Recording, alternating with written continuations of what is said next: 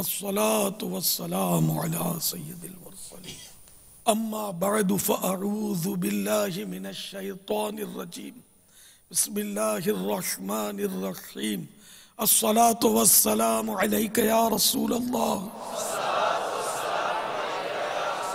وعلى آلك وأصحابك يا حبيب الله الصلاة والسلام عليك يا نبي الله وعلى آلك وأصحابك يا نور الله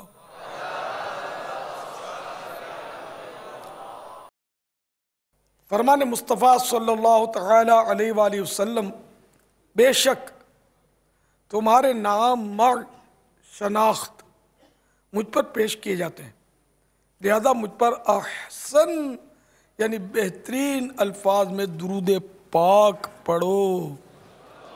صلو علی الحبیب صلی اللہ تعالی علی محمد۔ فرمان مصطفیٰ صلی اللہ تعالی علیہ وآلہ وسلم نیت المؤمن خیر من عملہ، مسلمان کی نیت اس کے عمل سے بہتر ہے۔ نیت انسان کو جنت میں داخل کرے گی۔ آئیے حسب حال اچھی اچھی نیتیں کر لیجئے۔ اول تاخیر مدنی مذاکرہ میں شریک رہتے ہوئے علم دین حاصل کروں گا، شروع سے لے کر آخر تک موبائل فون بند رکھوں گا،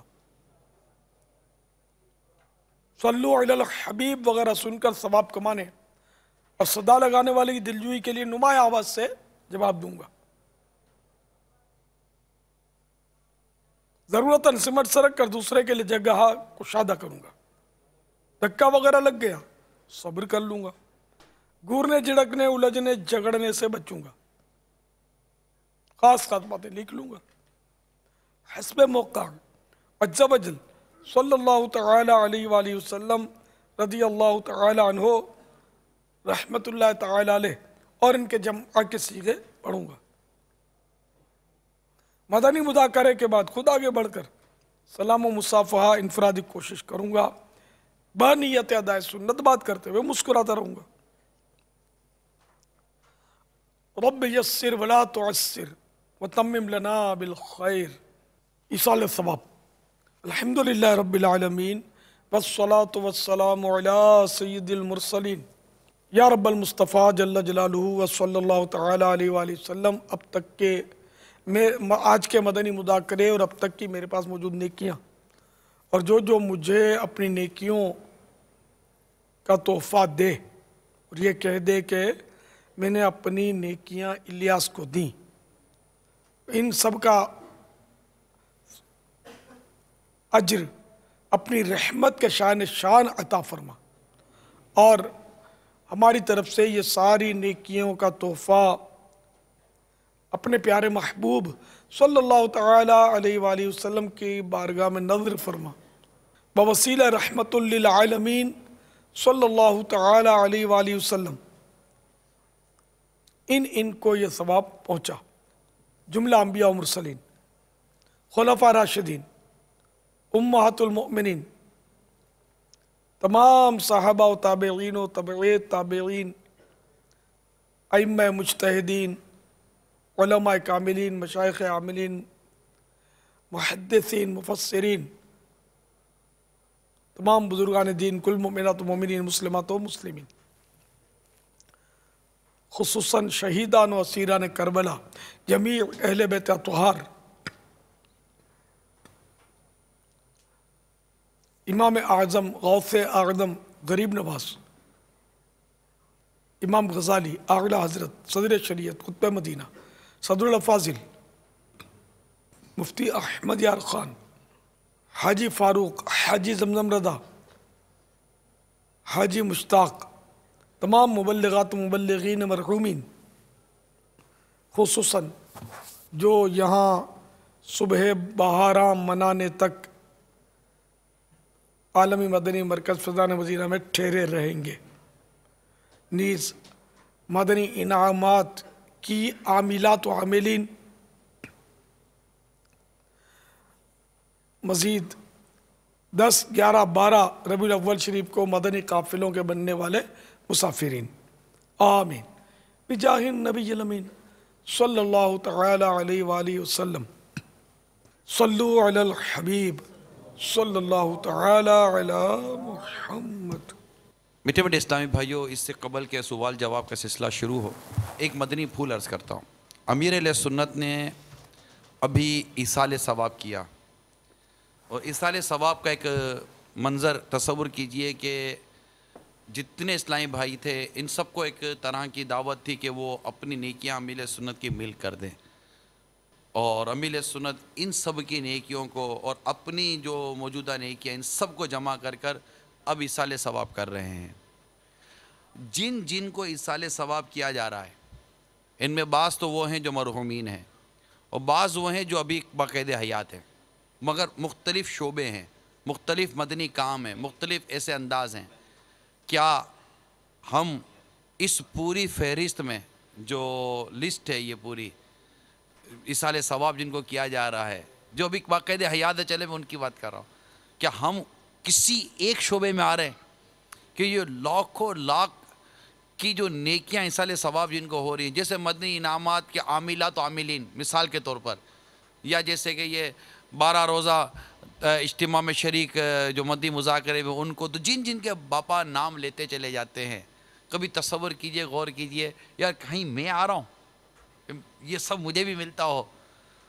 اگر آج ہی توجہ گئی ہو تو نیت کر لیجئے کہ جہاں مدنی مذاکرے میں ایصال ثواب ہو رہا ہے اور جن جن کو ہو رہا ہے نا، ان کے کسی ایک کا شعبے میں تو میں اپنی جگہ بنا لوں، تاکہ یہ ایصال ثواب جو اتنا بڑا ایصال ثواب، تصور کیجئے کتنا بڑا یہ ایصال ثواب، کتنی نیکیاں پہنچ رہی ہوں گی ان کے نامہ اعمال میں، جن کو یہ ایصال ثواب کیا جا رہا ہے۔ ہمیں ہمارے رب سے یہ حسن ظن رکھنا چاہیے۔ تو بھئی یہ ایک مدنی پھول ذہن میں آیا تھا، میں کہا چلے آپ تک عرض کر دوں۔ صلو علی الحبیب صلی اللہ تعالی علی محمد۔ 1436 ہجری کے ماہ ربیع الاول شریف کی آج 10ویں شب ہے۔ عالمی مدنی مرکز فیضان مدینہ باب المدینہ میں کثیر عاشقان میلاد جمعہ ہیں، مدنی مذاکرے کا سلسلہ ہے، اور اوبی بین کے ذریعے براہ راست پاک فیضی کابینہ بلوچستان کے حمید آباد میں عاشقان میلاد جھنڈے لہراتے نظر آ رہے ہیں، اور ماشاءاللہ کثیر تعداد میں جمع ہیں، ماشاءاللہ، بارک اللہ، مرحبا۔ کل انشاءاللہ قائد آباد پاک طاہری کابینہ ضلع خوشاب اور پاک بھٹائی کابینہ ضلع نواب شاہ ٹنڈو آدم، آج مجلس ہے، مجلس مدنی قافلہ، کل مجلس خدام المساجد انشاءاللہ۔ اب سوالات کیجئے، ہر سوال کا جواب وہ بھی ثواب دے پاؤں یہ ضروری نہیں، بن پڑا تو عرض کرنے کی کوشش کروں گا، بھول کرتا پائیں فوراً میری اصلاح فرمائیں، مجھے آئیں بائیں شائیں کرتا اپنے موقع پر بلا وجہ اڑتا نہیں، شکریہ کے ساتھ رجوع کرتا پائیں گے انشاءاللہ عز و جل۔ صلو علی الحبیب صلی اللہ تعالی علی محمد۔ السلام علیکم ورحمۃ اللہ وبرکاتہ۔ وعلیکم السلام ورحمۃ اللہ وبرکاتہ۔ میرا نام عبدالرشید انجم اتاری منڈی فاروق آباد ضلع شیخوپورہ سے ہے۔ بابا جانی کی بارگاہ میں التجا ہے کہ مسجد میں سونے کی کیا کیا احتیاطیں ہونے چاہیے، وضاحت فرما دیں۔ السلام علیکم ورحمۃ اللہ وبرکاتہ۔ وعلیکم السلام ورحمۃ اللہ وبرکاتہ۔ مسجد میں سونے کے لیے اول تو یہ کہ وہی سوئے کہ جو معتکف ہو، اعتکاف کی نیت ہو جس کی، اس کے علاوہ اگر سوئے گا تو ناجائز ہے، اور صرف سونے کے لیے یا کھانے پینے کے لیے اعتکاف کی نیت نہ کرے، بلکہ اعتکاف کی نیت کرے ثواب کے لیے، تو پھر ضمناً یہ سونا بھی جائز ہو جائے گا۔ تو اب سونے میں ہے آزمائش بہت ہے، نہ ہی سوئے تو اچھا مسجد میں جب تک ممکن ہو، کیونکہ اب یہ جیسے ٹھنڈک ہے تو یہ عوام کو مسائل نہیں پتہ ہوتے نا، تو اب جن کو تکیے کے بغیر نہیں چلتا تو وہ نماز کے لیے جس نے دریاں دی ہیں اس کو لپیٹ کے اس کا تکیہ بنا لیتے ہیں، کسی گڈی کر لیتے ہیں سر کے نیچے رکھ کے وہ مزے سے سوتے ہیں. ٹھنڈک لگتی ہے تو ان کو تھوڑی آسرا ہوتا ہے کہ اپنی چادر لانی چاہیے.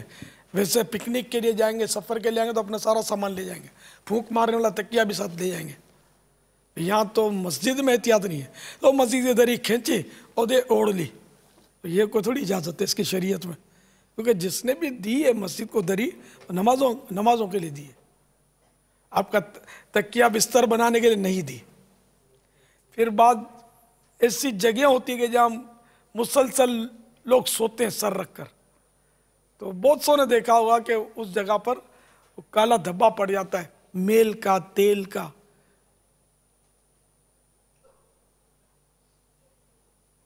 تو یہ بھی مطلب قابل غور ہے نا کہ یہ دریا نمازیوں کے لیے. اب آپ سر رکھ کر اس جگہ سوتے رہیں گے, دھبا پڑ گیا تو نمازی کو سجدہ کرنے میں کتنی کرائیت آئی. تو اجازت نہیں ہے اس کی کہ مسجد کے دریا سونے میں استعمال کی جائے. مسجد کے کارپیٹ کا بھی کنڈا کر دیتے ہوں گے جہاں کارپیٹ ہوتا ہوگا. تو خیر کارپیٹ بچھا ہوا ہے, دری بچھی ہوئی ہے, اب اس پر معتکف ہے اور لیٹ گیا تو ٹھیک ہے, لیکن اس کو لپیٹ کر گڈی بنا کر تکیہ بنانا یا اوپر کے لیے اوڑھنا یہ نہ کیا جائے. اپنی چادر لائی جائے. جو نہیں لائے کوئی بات نہیں, دکانیں بہت ہے, چادر ملتی ہوگی ہیں. جب پکنک پر جاتے ہیں تو بھی لے جاتے ہیں نا اپنی چیزیں. اللہ آپ کو مدینہ دکھائے گا تو وہاں کوئی چادریں لے کر آپ کا انتظار تھوڑی کر رہا ہوگا, بہت سارا سامان آپ لے ہی جائیں گے نا. کہیں بھی لوگ سفر پر جاتے ہیں تو اپنی چیزیں لے ہی جاتے ہیں نا. خالی فیضان مدینہ ایسا رہ گیا کہ یہاں کچھ نہیں لانا ہے, کھاتے پیتے رہیں گے, جان بناتے رہیں گے. دوسرا یہ کہ بعضوں کی عادت ہوتی ہے کہ وہ سونے میں ان کی رال نکلتی ہے منہ سے. رال عام طور پر بدبودار ہوتی ہے, ان کے لیے تو بہت مسائل ہیں. اگر منہ سے بدبو چھوٹتی ہے اس کی پھر تو مسجد میں سونے کی اجازت نہیں ملے گی, شرن نہیں ملے گی. اور رال سے اس کی دری خراب ہوتی ہے تب بھی اجازت اس کو نہیں دی جائے گی سونے کی. احتیاط اسی میں ہے کہ اپنی چادر اڑا لے اور بچھا لے.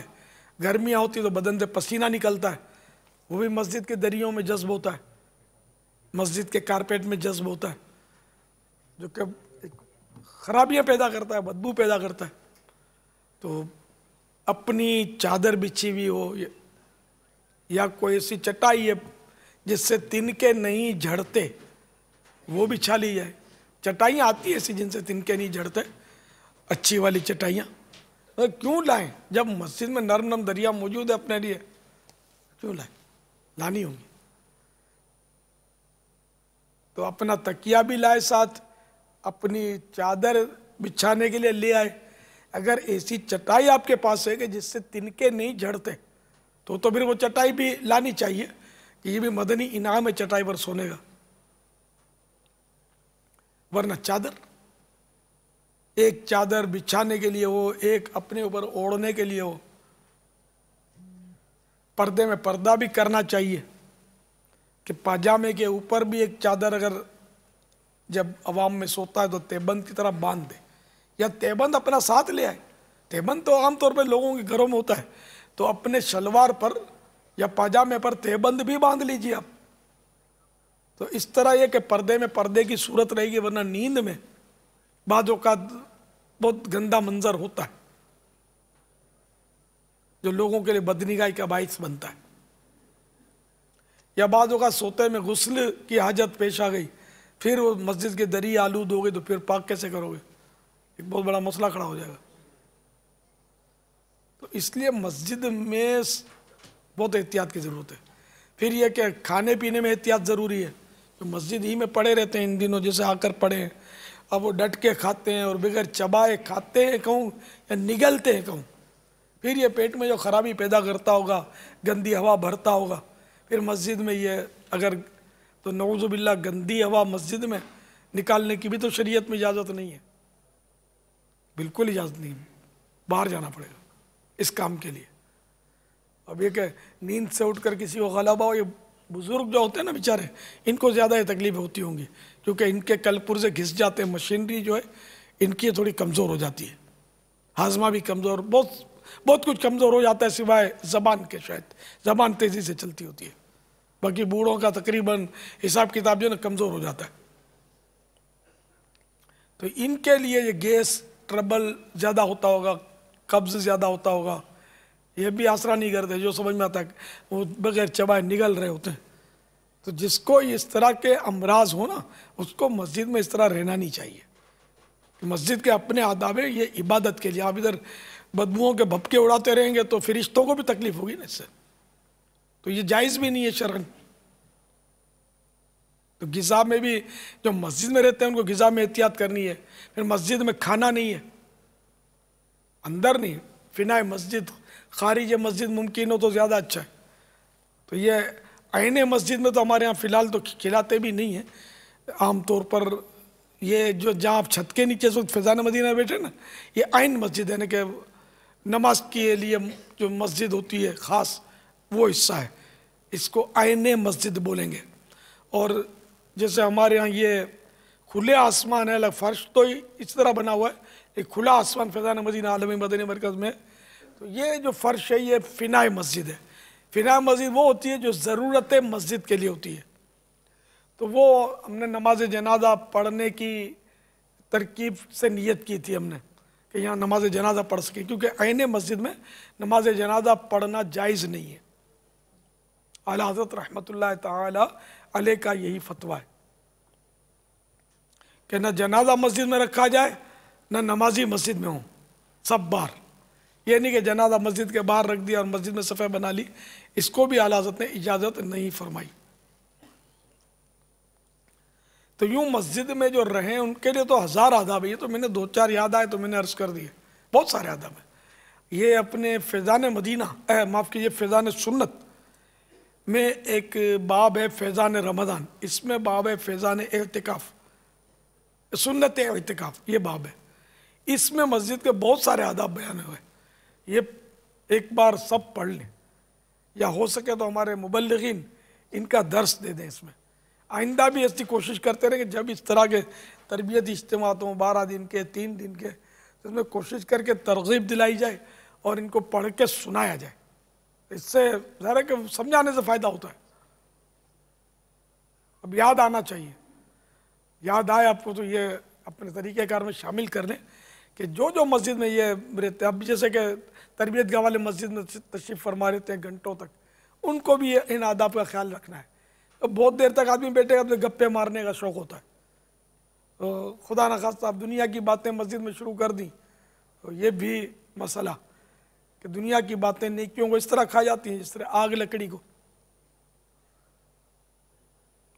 اس طرح کھا جاتی ہیں جس طرح گھاس کو چوپایا کھا جاتا ہے، جانور کھا جاتا ہے گھاس کو، اس طرح نیکیوں کو دنیا کی باتیں مسجد میں کھا جاتی ہیں۔ ایک روایت کے مطابق مسجد میں دنیا کی باتیں 40 سال کے اعمال کو برباد کر دیتی ہیں۔ تو مسجد ہے سجدہ کرنے کی جگہ، عبادت کی جگہ، اس میں دنیا کی باتیں یا دنیا کے جو طرح طرح کے کام کیے جاتے ہیں وہ نہ کیے جائیں، صرف عبادت کی جائے۔ اب یہ جیسے یہ بیان ہو رہا ہے تو یہ عبادت ہے، تلاوت یہ بھی عبادت ہے، دعا مانگ رہے عبادت ہے، نعت شریف پڑھنے یہ بھی عبادت ہے، لیکن اس کے مواقع ہوتے ہیں۔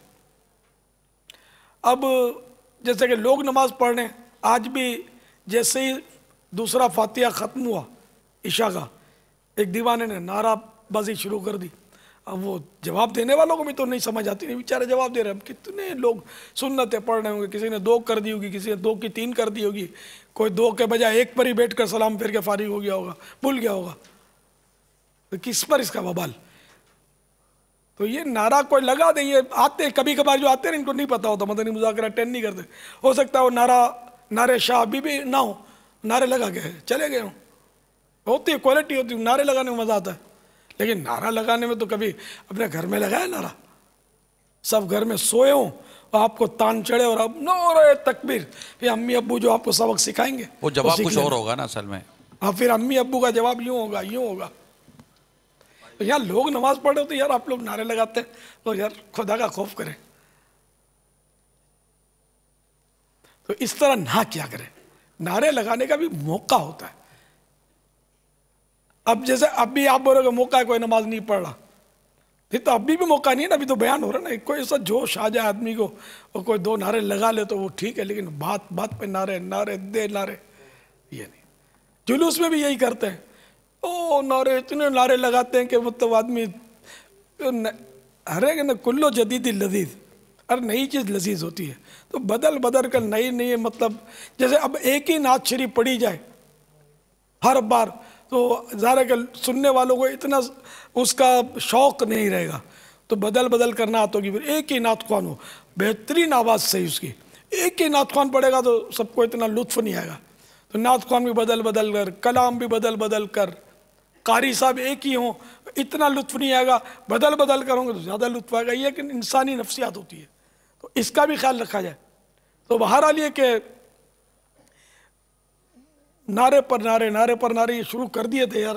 میں نے حالانکہ پچھلے دنوں بھی یہاں سمجھایا تھا نعرے لگانے والوں کو، لیکن نئے نئے آتے ہیں نا، وہ مطلب آج جمعرات ہے تو وہ جمعراتی آتے ہیں، یہ نعرے لگاتے ہیں. جیسے ہی فاتحہ ثانی کھڑا ہوا نعرے، اور یہ قوم ہے اللہ اکبر. ایسا نہیں، بلکہ جو نعرہ لگا ہے نا، اللہ آپ کو توفیق دے. آپ کہیں بھی پوری دنیا کے لیے، یہ مسئلہ فیضان مدینہ کے لیے نہیں ہے، ساری دنیا کے لیے. لوگ نماز پڑھ رہے ہیں پھر نعرے اور اس طرح کے، بلکہ اونچی آواز سے بات بھی نہ کی جائے، کوئی آواز کی صورت نہ ہو. آپ بھی اپنا ذکر و اذکار کریں، ٹھیک ہے، جس طرح نارملی کرتے ہیں وہ کریں، نمازی کو تشویش نہیں ہونی چاہیے. تو روک دیا کریں. کوئی اگر نعرہ لگائے تو محبت سے اس کو کہ نماز پڑھ رہا ہے اشارے سے بتا دیں، یا جس طرح بھی. تو سمجھدار ہوگا تو چپ ہو جائے گا. اللہ کرے دل میں اتر جائے میری بات. صلو علی الحبیب صلی اللہ تعالی علی محمد. پاپا آج بلوچستان حمید آباد کے الحمدللہ عاشقان رسول ہمارے ساتھ ہیں. بلوچستان میں مساجد کی آباد کاری اور بلوچستان میں بالخصوص قرآن مجید فرقان حمید کے درست پڑھنے کے حوالے سے اگر ہم کچھ ترکیب بنائیں تو ہمارے یہ عاشقان رسول جو ابھی جمعہ ہیں حمید آباد بلوچستان میں، ان کے لیے کیا مدنی پھول آپ عطا فرمائیں گے کہ یہ جائیں تو ایسا ہو کہ بس کچھ بہاریں آئیں؟ اللہ کرے. یہ پہلے تو ان کو سمجھا دوں، اس لیے کہ بیچارے یہ لگتا ہے نئے نئے آئے ان کو. جی جی، تو یہ بیچارے نئے نئے آئے ہیں، جذبہ ہے، مطلب تشریف لیا ہیں، لیکن ان کی خدمت میں عرض یہ کہ اپنے آپ کو اسکرین پر ڈھونڈیں نہیں. تو اسکرین پر ڈھونڈیں گے نا تو آپ جو ہم کہہ رہے ہیں وہ آپ کو سمجھ بھی نہیں آئے گا، آپ ڈھونڈنے میں لگے رہیں گے. پھر اپنے آپ کو آپ دیکھتے ہیں تو جب آپ نظر آ جاتے ہیں اسکرین پر تو آپ کو خوشی ہوتی ہے. چلو خوشی ہونے میں تو آپ کا قصور نہیں ہے. پھر یہ کہ کوئی سر کھجاتا ہے، ٹوپی یا امامہ تو سر پہ ہے نہیں، تعداد ہے جس کے سر کھجاتے ہیں، تو یہاں کھجاتے ہیں تو انہیں چیک کرتے کہ میں ہی ہوں یا کوئی اور، تھوڑا جھنڈا ہلا دیتے ہیں. ایسا نہ کریں کہ دوسرے لوگ آپ کو دیکھ رہے ہیں، تاثر کیا قائم ہوگا. دوسرا ہے کہ اس طرح آپ علم دین سے محروم رہ جائیں گے، آپ کو سمجھ ہی نہیں آئے گی کیا کہا جا رہا ہے. اسی طرح جب اپنے آپ کو آپ دیکھ لیں نا تو فوراً نظر نیچی کر لیں، دوبارہ اسکرین کو نہ دیکھیں، ورنہ آپ علم دین سے محروم رہیں گے. اور پھر بعد میں مطلب یعنی کہ تلاش بھی نہیں کریں اپنے آپ کو، ورنہ اسی میں آپ رہیں گے. جائیں گے آئیں گے تو خوش ہوں گے، جائیں گے تو غمگین ہوں گے، اگر میں چلا گیا تو پھر دیکھو کب آتا ہوں. تو یوں آپ اپنے آپ کو ڈھونڈتے رہیں گے. تو پلیز آپ آئیں، زندگی میں پہلی بار شاید بہت سارے آئے ہوں گے، شاید اسی لیے وہ ایسا بیچارے خوش ہو رہے ہیں کہ ہم اسکرین پہ نظر آ رہے ہیں. آپ کو اسکرین پر آپ کا چہرہ دکھانے نہیں لائے، آپ آئینے میں دیکھ کر اپنے آپ کو خوش ہو جایا کریں. یہاں علم دین کے مدنی پھول حاضرین ناظرین سب، اور آئندہ کے لیے بھی دھیان رکھیں. اللہ تعالیٰ آپ کو خوش رکھے.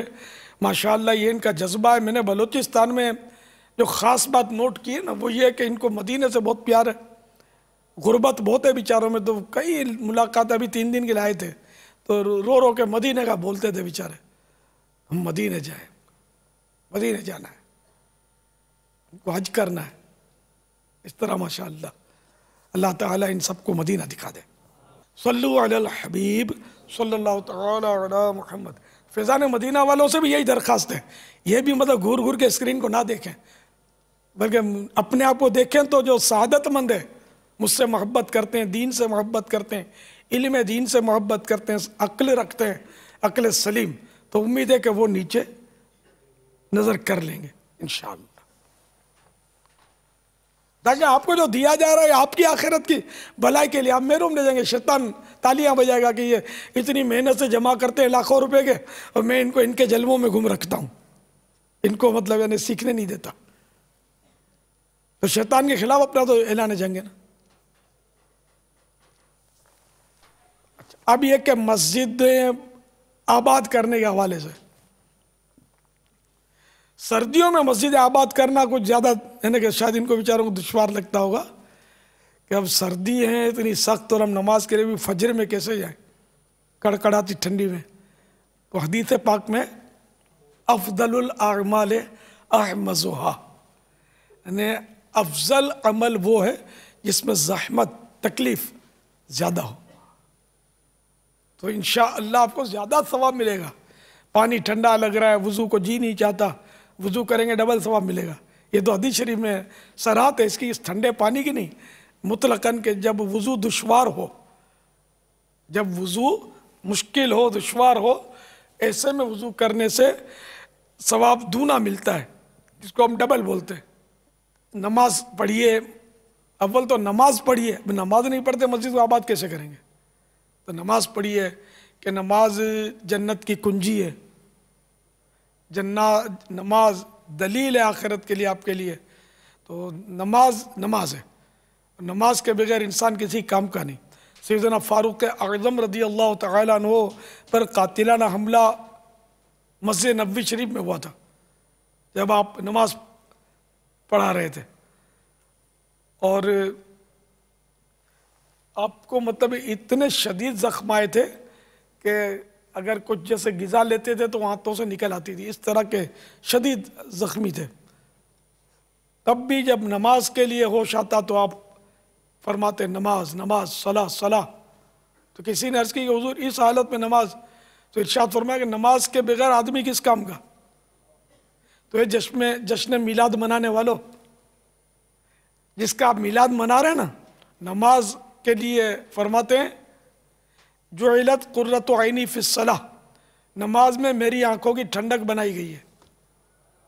تو جن کا آپ میلاد منا رہے ہیں ان کی آنکھوں کی ٹھنڈک کا سامان نہیں کر رہے، اب کیسے عاشقان رسول ہے، کیسے عاشقان میلاد ہے؟ اور پھر جو نماز نہیں پڑھتا وہ بھی گناہ گار ہے نا، جہنم کا حقدار ہے۔ جو نماز ترک کرتا ہے تو جہنم کے اس دروازے پر اس کا نام لکھ دیا جاتا ہے جس سے اس نے جہنم میں داخل ہونا ہے۔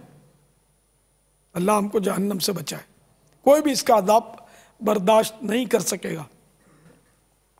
تو سب کے سب بلوچستان والے عاشقان میلاد بھی، اور فیضان مدینہ میں جو بے نمازی آ گئے ہوں وہ بھی، اور دنیا میں جہاں بھی ہمارے ناظرین سن رہے ہیں جو بھی مسلمان ہیں، سب اثر نو ذہن بنائیں، ہمت کریں، عہد کریں کہ انشاءاللہ میری کوئی نماز قضا نہیں ہوگی۔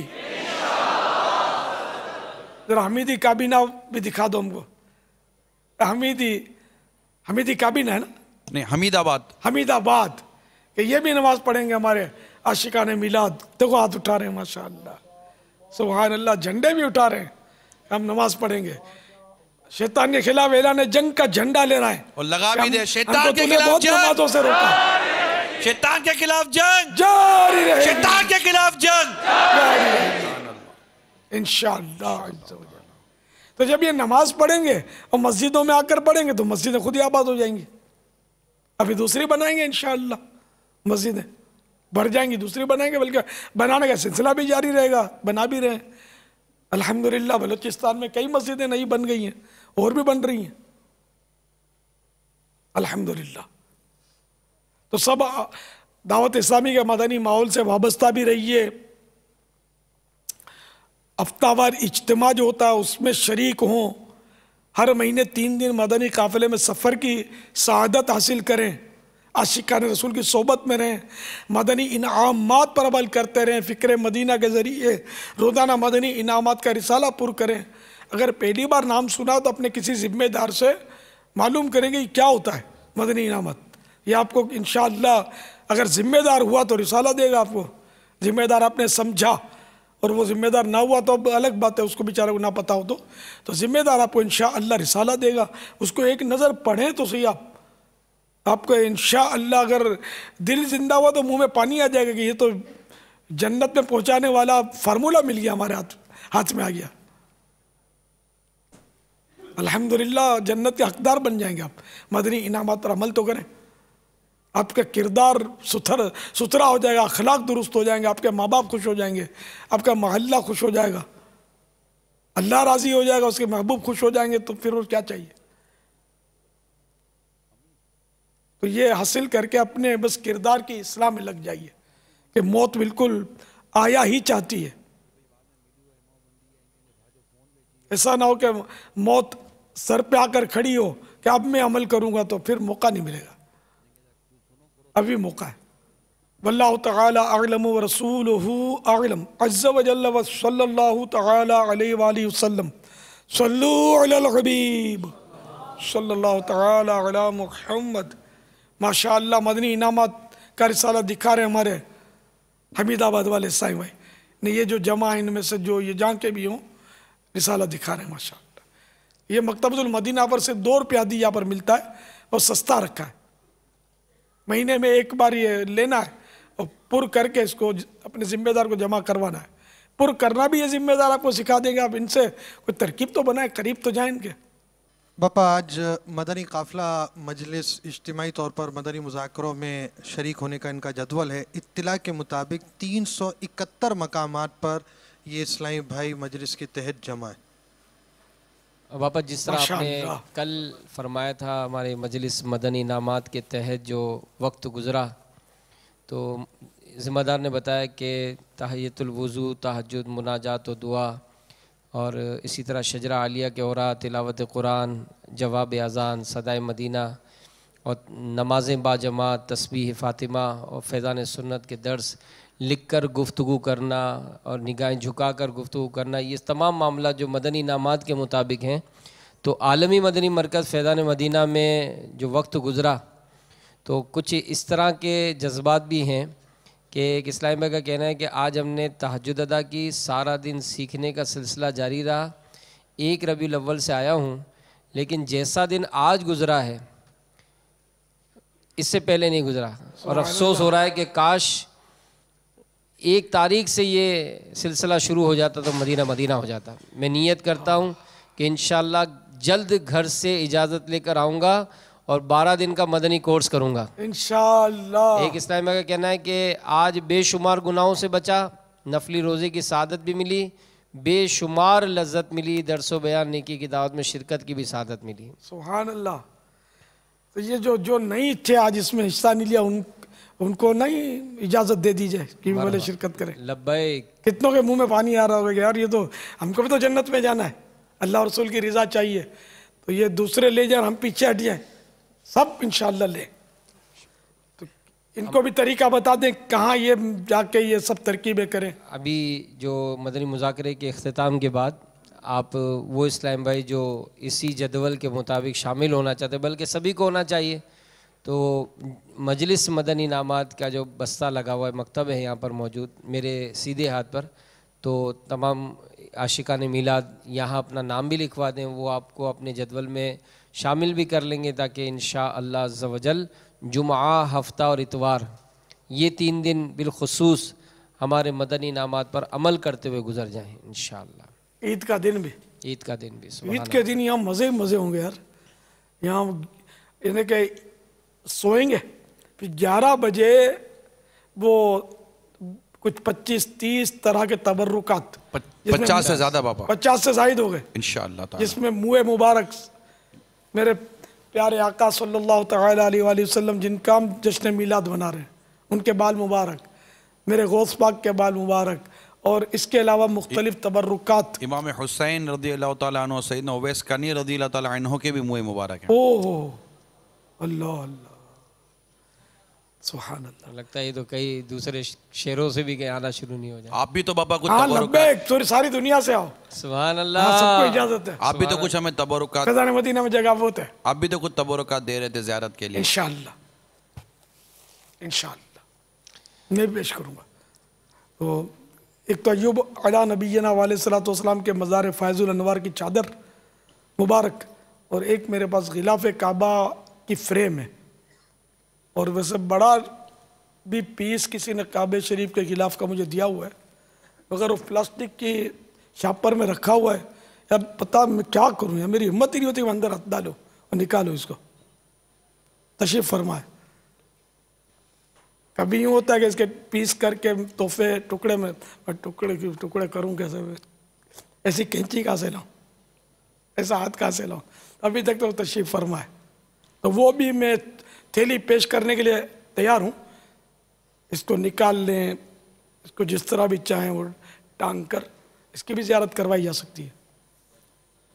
11 बजे तबरुकात की ज़ियारत है। तो 11 बजे तबरुकात की ज़ियारत, और सोने वालों के लिए ये ऊपर होगी ज़ियारत, सोने वालों का मीलाद हाल में, ताकि ये बेचारे जो रात जागे वो आराम भी करेंगे ना।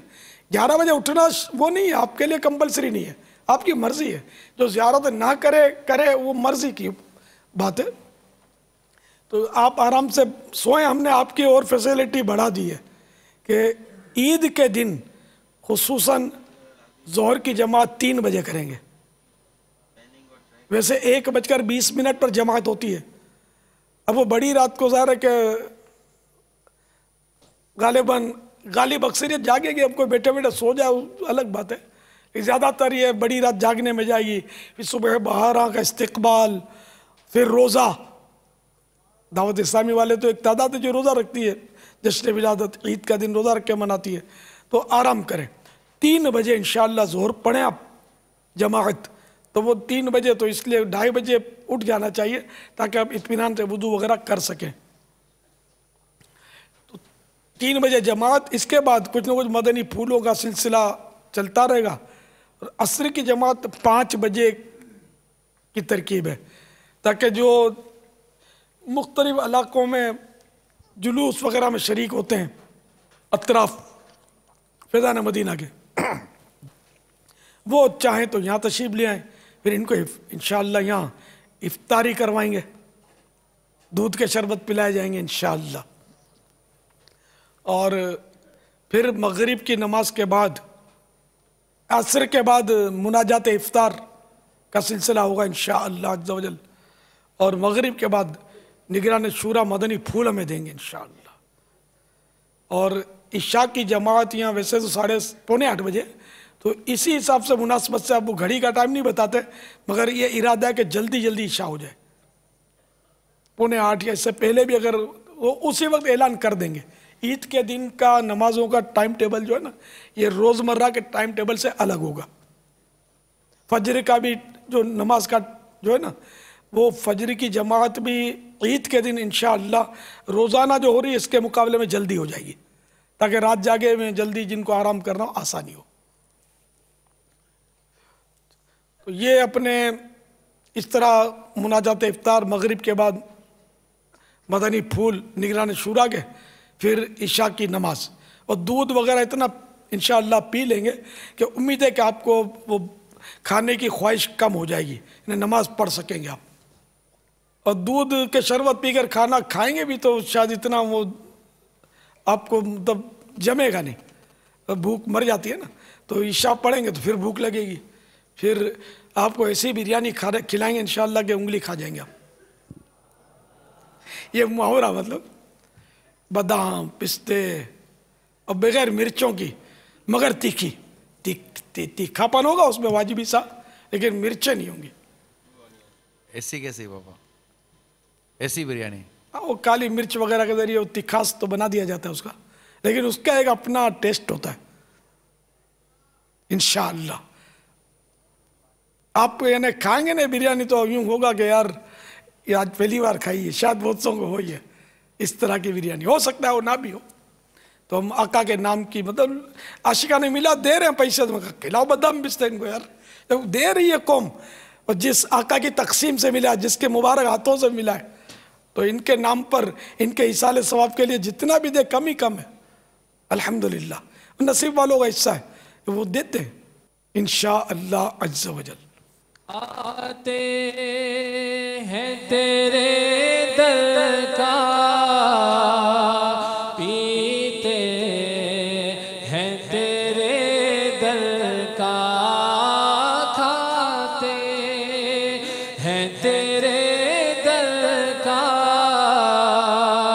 پیتے ہیں تیرے در کا پانی ہے تیرا پانی آقا پانی ہے تیرا پانی دانا ہے تیرا دانا پانی ہے تیرا پانی دانا ہے تیرا دانا صلو علی الحبیب صلی اللہ صلی اللہ تعالی ہماری مجلس مدنی قافلہ میں ہند کے قافلہ ذمہ دار ایک بابا سوال عرض کریں۔ السلام علیکم ورحمۃ اللہ وبرکاتہ۔ وعلیکم السلام ورحمۃ اللہ وبرکاتہ۔ محمد احسان اتاری، خادم قافلہ مجلس ہند۔ باپا آپ کی بارگاہ میں یہ سوال ہے، کسی کا کہنا ہے کہ 3 دن کے مدنی قافلے میں صرف 7 اسلامی بھائی سفر کرتے ہیں۔ اب جہاں سال ہا سال سے گناہوں کا سلسلہ ہو، یہ 7 اسلامی بھائی کیا انقلاب برپا کر دیں گے؟ ان کا یہ کہنا کیسا؟ جزاک اللہ خیرہ۔ السلام علیکم ورحمۃ اللہ وبرکاتہ۔ وعلیکم السلام ورحمۃ اللہ وبرکاتہ۔ تو یہ کیا انقلاب برپا کرنے کے لیے بھیجتے ہیں قافلے؟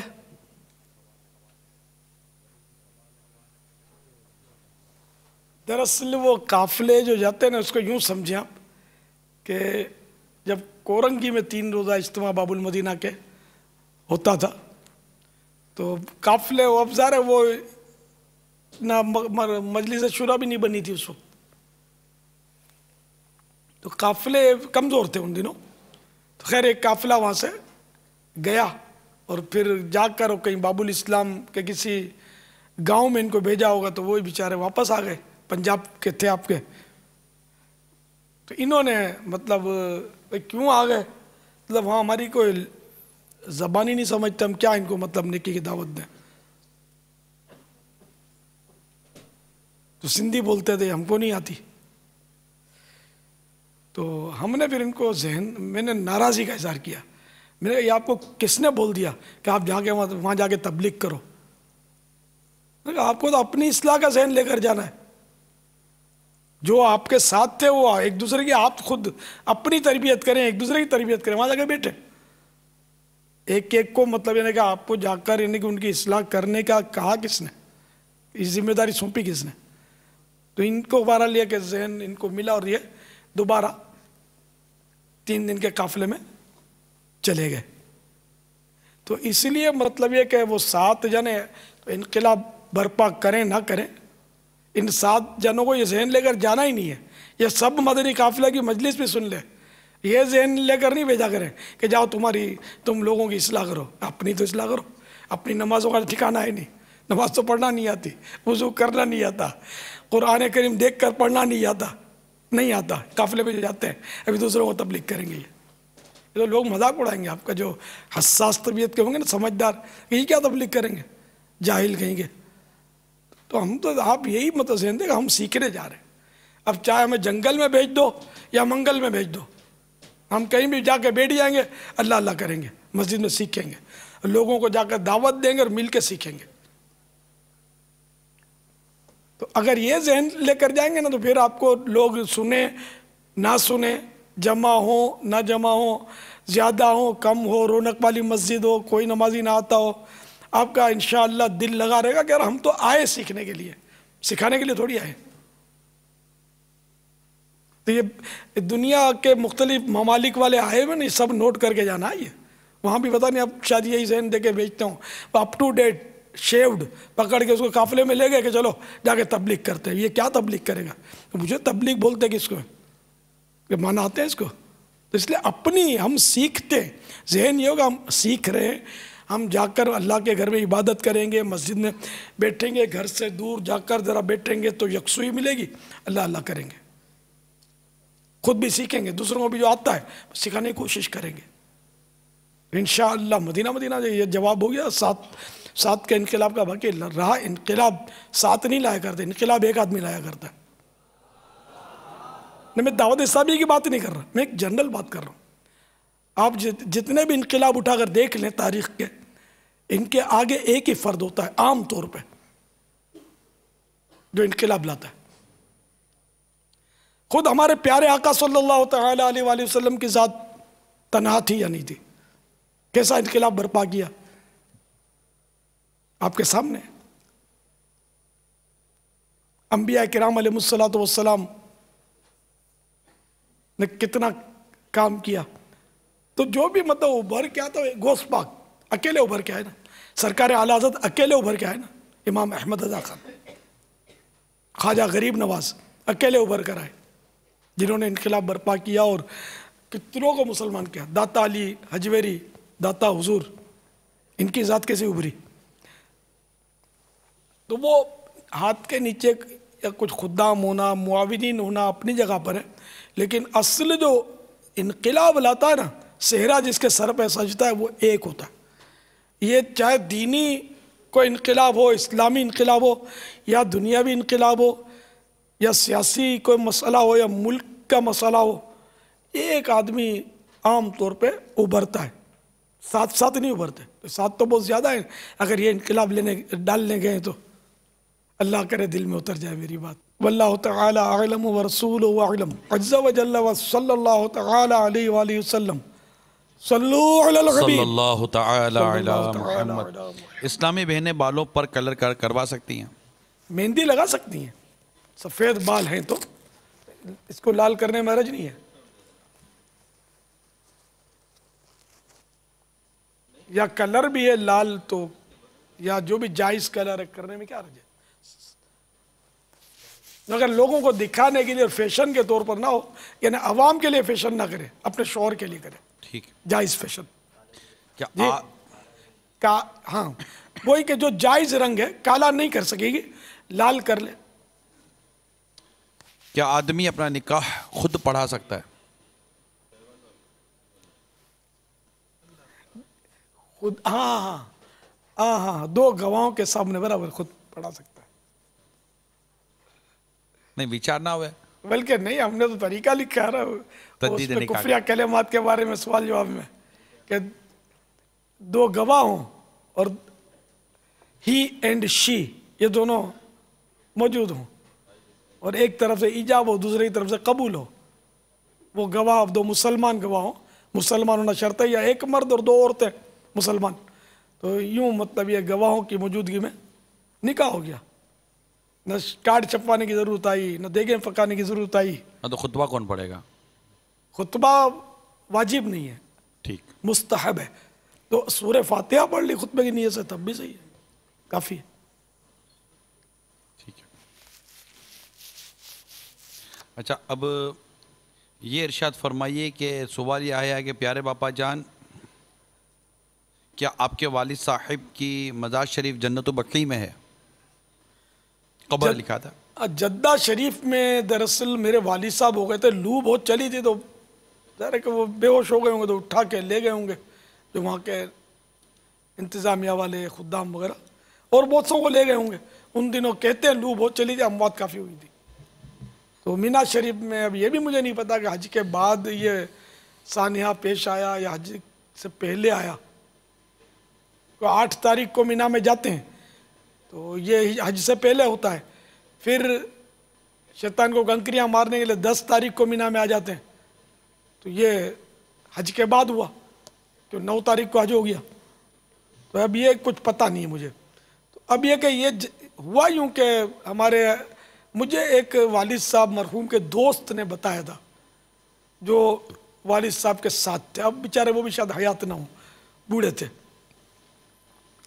کہ ہم والد صاحب کا کوئی پتہ نہیں چل رہا تھا کہ تمہارے والد کا یہ کیا ہوا، کہاں ہے، مینا میں لاپتہ ہو گئے تھے۔ پھر انہوں نے بتایا کہ ہم نے شیر بیش سنت مولانا حشمت علی خان علیہ رحمت المنان، یہ اعلیٰ حضرت کے خلیفہ تھے، یہ بھی حج پہ آئے ہوئے تھے. تو ہم نے ان سے کہا کہ عبد الرحمن بھائی ہم کو نہیں مل رہے. میرے والد کا نام عبد الرحمن تھا. تو انہوں نے فرمایا جاؤ مل جائے گا. تو پھر واقعی ہم کو مطلب یہ جدہ کی ہاسپٹل میں مل گئے. پھر یہ کہہ رہے تھے کہ ہم کو بڑا پچھتاوا ہوا کہ اب قبولیت کی گھڑی تھی. ہم اگر ان کو یہ بولتے نا کہ یہ ہم کو صحیح سلامت ملے اور اپنے بچوں کے ساتھ بچوں کے پاس گھر پہ پہنچے، ایسی کوئی دعا کر دو. وہ یہ تو مل گئے ہم کو، لیکن حالت ان کی بس ایسی ہی تھی. تو آخرکار وہیں انہوں نے دم توڑ دیا ہمارے والد صاحب نے. تو اب چونکہ جدہ شریف میں ان کا انتقال ہوا تو بقی شریف کا بازار تو کوئی تصور نہیں ہے کہ یہ مدینے میں لے جائیں. تو جدہ شریف میں ہی تدفین ہوئی ہوگی. اب وہ تو ظاہر ہے کہ قبر کا تو ویسے بھی قبروں کا وہاں پتہ نہیں چلتا، یہ مٹا دیتے ہیں. تو اللہ تعالیٰ غریق رحمت فرمائے ہمارے والد کو. آمین آمین.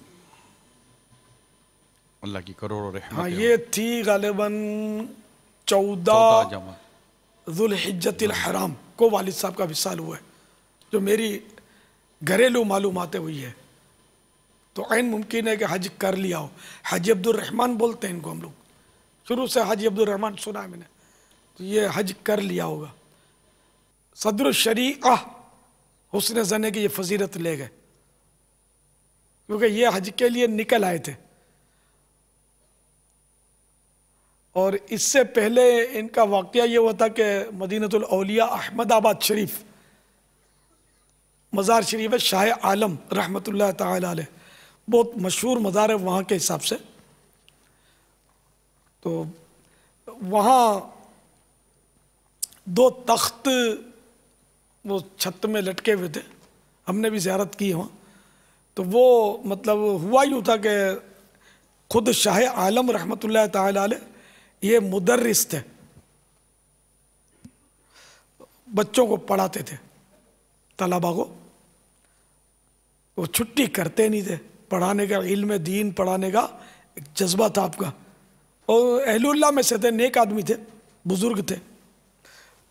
تو چھٹیاں نہیں کرتے تھے. ایک بار ایسا اتفاق ہوا کہ بیچارے بیمار ہو گئے. اب کیا کریں؟ پڑھانے کی مطلب قوت ہی نہیں رہی.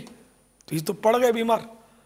دل صدمے سے چور کہ میرے سبق چھوٹ رہے ہیں، میرا علم دین کی جو تعلیم ہے اس سے میں محروم ہوا جا رہا ہوں.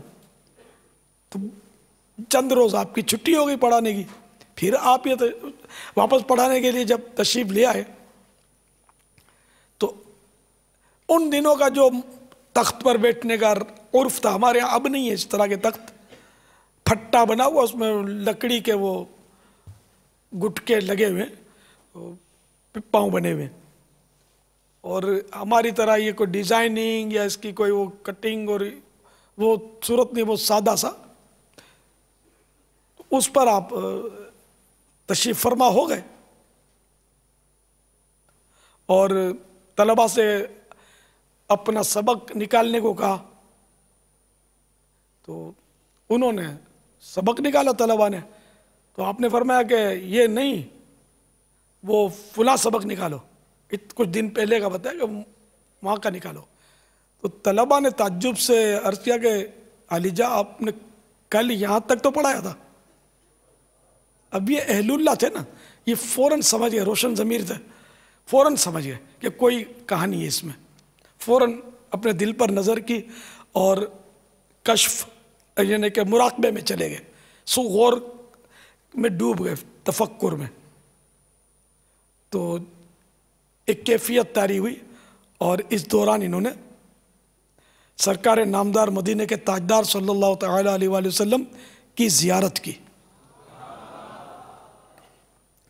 اور سرکار نامدار صلی اللہ تعالی علیہ وآلہ وسلم نے کچھ اس طرح ارشاد فرمایا کہ تم کو سبق پڑھانے کا بڑا جذبہ ہے، علم دین پڑھانے کا، اور تمہاری چھٹیاں ہو رہی تھی تو تم رنجیدہ بہت ہو گئے تھے. تو پھر تمہاری شکل میں آ کر روزانہ میں نے تمہارے طلباء کو سبق پڑھائے ہیں. اسی جگہ تمہاری جگہ بیٹھ کر میں نے سبق پڑھائے ہیں. بس آپ فوراً جھٹکے سے اٹھ گئے اس تخت سے کہ جس تخت پر میرے آقا صلی اللہ تعالیٰ علیہ وآلہ وسلم بیٹھے میں اس پر کیسے بیٹھوں. یہ ادب ہے، عشق ہے کہ میں اب نہیں بیٹھوں گا اس پہ. تو اب وہ تخت تو بن گیا تبرک کہ اب اس پہ بیٹھنا نہیں ہے. تو دوسرا تخت بیٹھنے کے لیے آپ کا بنا لیا گیا. پھر جب آپ نے پردہ فرمایا تھا، یہ دونوں تخت، ایک تو سرکار صلی اللہ تعالیٰ علیہ وآلہ وسلم جس تخت پر تشریف فرما ہوئے تھے وہ، اور دوسرا جو یہ اللہ کا نیک بندہ صالح بندہ ولی، یہ اس پر بیٹھا. یہ تخت، یہ دونوں تخت تبرک ہے. تو یہ دونوں مسجد کے جو مسجد ہے وہاں، اس میں ایک جگہ وہ یہ مسجد ہے یا پتہ نہیں خارج مسجد جگہ ہے، تو وہاں لٹکے ہوئے ہیں، معلق ہیں اس میں چھت میں. اس وقت تک تو تھے جب میں حاضر ہوا تھا. تو ان تختوں کے نیچے جو دعا مانگی جائے وہ قبول ہوتی ہے. یہ ایک بات تھی کہ اولیاء کرام کے جو تبرکات ہوتے ہیں تو ان کے قرب میں برکتیں تو ہوتی ہیں نا، دعائیں مانگی جائے قبول ہوں گی انشاءاللہ. تو صدر الشریعہ بھی حاضر ہوئے وہاں، جنہوں نے بہار شریعت لکھی ہے، اعلیٰ حضرت کے خلیفہ مولانا امجد علی اعظمی علیہ رحمۃ اللہ القوی. تو یہ حاضر ہوئے. تو حضرت مولانا قاری مصلح الدین صاحب رحمۃ اللہ تعالی علیہ نے یہ واقعہ بتایا تھا. تو قاری صاحب فرماتے کہ میں نے ان سے، یہ قاری صاحب کے پیر صاحب تھے صدر الشریعہ، تو میں نے عرض کیا کہ حضور وہ آپ نے کیا دعا مانگی؟ کلوز ہوتے ہیں نا بعض مریدین. تو انہوں نے فرمایا کہ میں نے تو دعا مانگی کہ یا اللہ ہر سال حج نصیب کر. قاری صاحب فرماتے ہیں ہمارا خیال تھا کہ یہ مراد یہی ہوگی کہ جب تک زندہ رہیں ہر سال حج کریں. بظاہر تو یہی آدمی کو ذہن میں اسی طرف جائے گا. اب یہ کہ اسی سال انہوں نے حج کے لیے تیاری کی، ترکیب بن گئی حج کی. تو یہ اعظم گڑھ، یہ یو پی میں ان کا جو آپ کا جو وطن ہے اعظم گڑھ، ہند کا کہ مطلب شاید قصبہ ہے اعظم گڑھ. تو اس میں سے یہ اعظم گڑھ سے یہ ان کو جانا تھا پوربندر. یہ گجرات میں یا بمبئی سے بھی شاید سفینے جاتے ہیں، ہے نا. ہاں تو یہ بمبئی تشریف لے آئے. بمبئی تشریف لے آئے. ابھی سفینے کو دیر تھی. سفینہ یعنی شپ، جو کشتی، بڑا کشتہ، یا جو کشتہ نہیں بولتے، سفینہ، سمندری جہاز. تو اس کے لیے یہ بمبئی تشریف لے آئے. اب بمبئی میں ان کو طبیعت جو تھی وہ ناساز ہو گئی اور نمونیا نے بس وہ آپ کو لپٹ گیا نمونیا.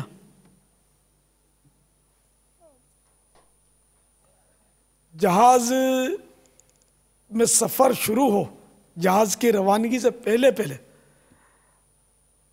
حضرت صدر الشریعہ رحمۃ اللہ تعالی علیہ کا وہیں بمبئی میں انتقال ہو گیا.